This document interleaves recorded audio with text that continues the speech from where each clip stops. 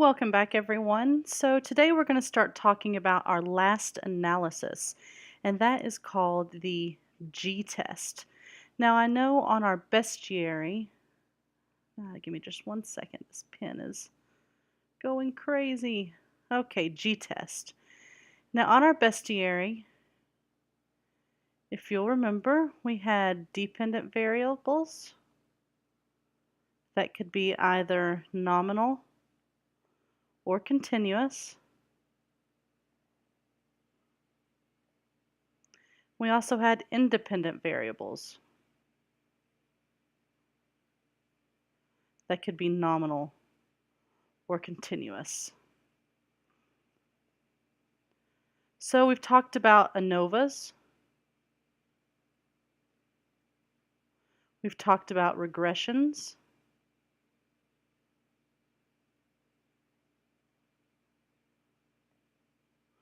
We've talked about logistic regressions.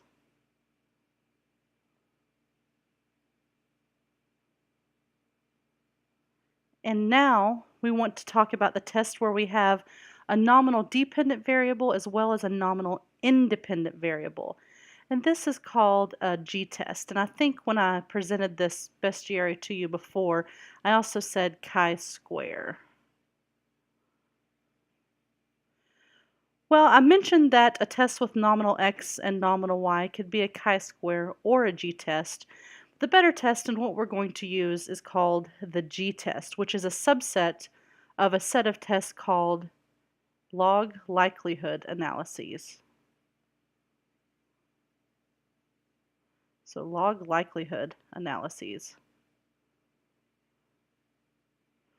All right.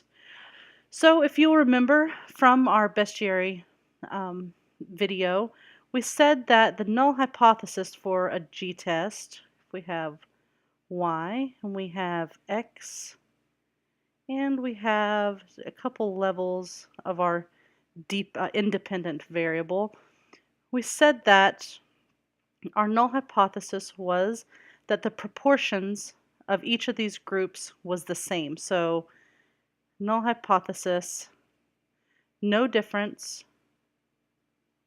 Oh my goodness. No difference in proportions of groups. All right, so that was our null hypothesis. So when you think about the types of questions you could answer with a G-test or a chi-square where we have two nominal variables, what kind of questions do you think of? Well, an example of a question that we could answer with this type of test would be, does gender of an individual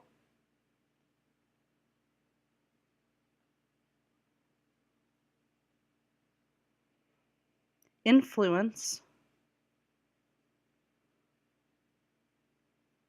whether they are better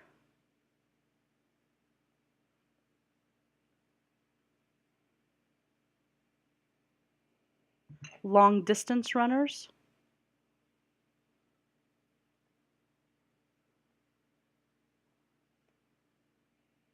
than sprinters?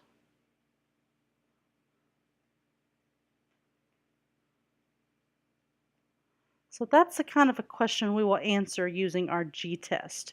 Does gender of an individual influence whether they are better long distance runners than sprinters?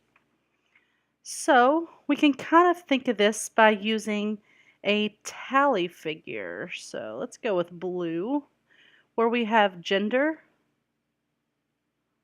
and we have male and female.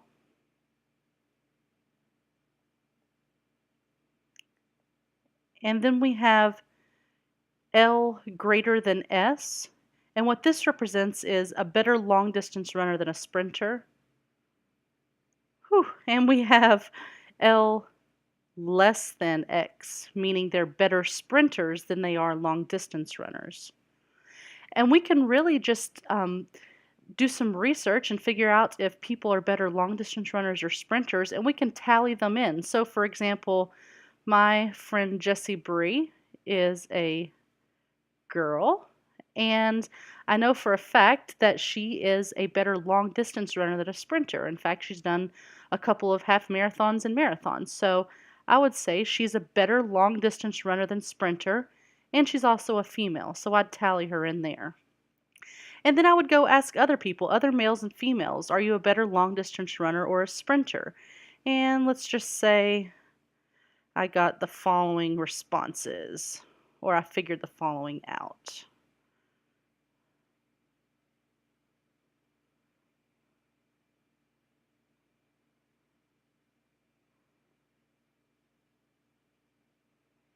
All right, so here's what I found whenever I polled people. And what I'm saying is I polled 3 males that said they were better long distance runners than sprinters. What's that? 9 females that were better long distance runners than sprinters. Looks like 12 males that said they were better sprinters than they were long distance runners. And 7 females who said they were better sprinters than they were long distance runners. All right, so my total observations that I looked at is 31 total observations.